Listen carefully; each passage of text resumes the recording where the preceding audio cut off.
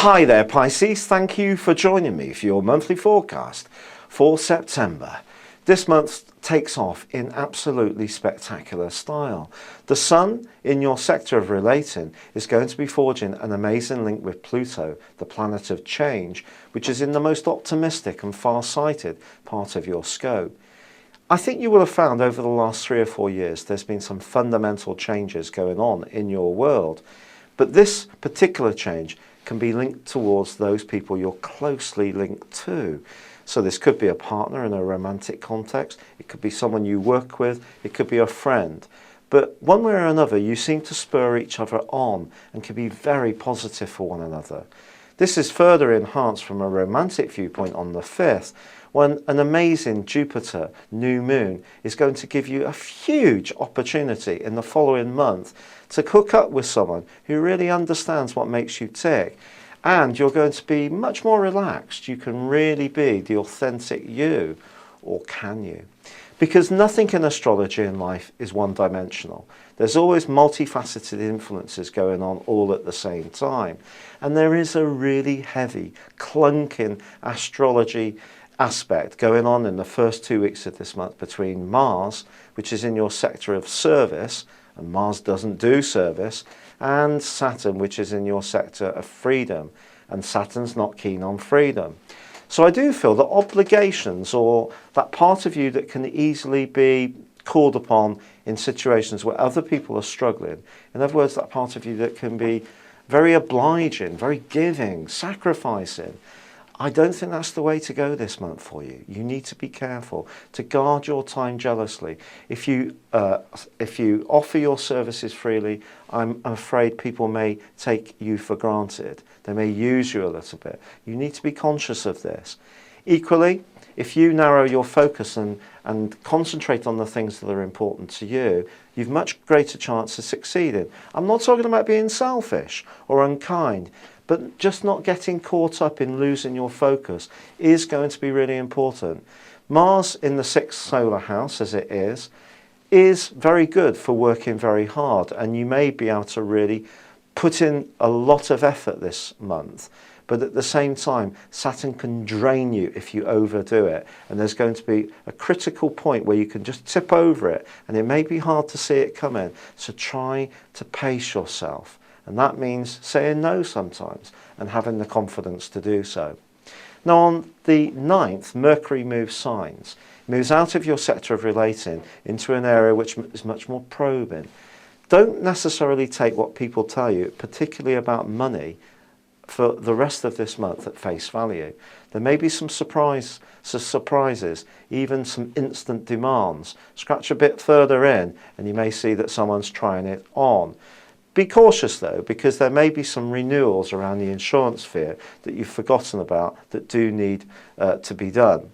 But also when it comes to expenditure, as Mercury goes opposite Uranus, there may be a desire to just splash out whatever the outcome may be, and that's something you may need to resist.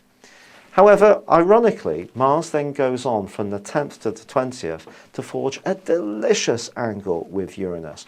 And this could throw up an opportunity to grab yourself a new job, providing you're able to show a can-do attitude, be very self-motivated, and be open to unusual or very flexible opportunities.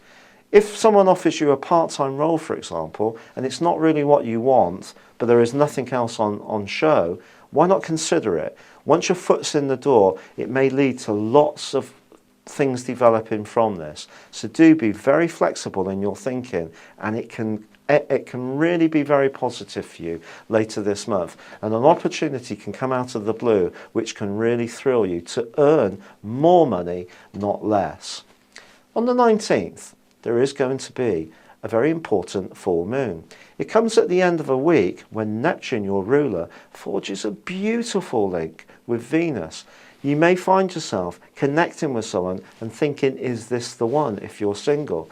But this full moon, unfortunately, could bring down your expectations somewhat. It's going to be important not to put anyone on a pedestal. If you're in an existing relationship, the angle between Venus and Neptune can remind you of what you've not got and what you'd really like. And that can give you the determination to break free. And then when Venus goes alongside Saturn in week 3, your desire to have the type of relationship that you think you're worthy of is going to become very strong indeed. But it may mean some very elemental home truths around home by you to your partner. But conversely, it can happen from someone to you if they feel that you're not meeting their expectations. On the 23rd, the Sun meets up with Mercury in your 8th solar house.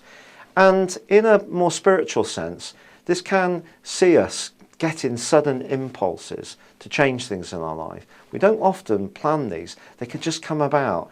It can lead to sudden endings, sudden beginnings, sudden infatuations or attractions. You could be giving out a very magnetic energy, which could pull someone very exciting towards you. But equally, at a more practical level, it can see you wanting to make sure that your long-term financial future is sensibly based. Now, we know the world is going through a global belt tightening. It's not easy to put money to one side. But this location of the Sun is asking you to think about that. So if you can, then do it. If you can think about pensions, about property, ways that you can make your asset base stronger for the long term, then do consider it.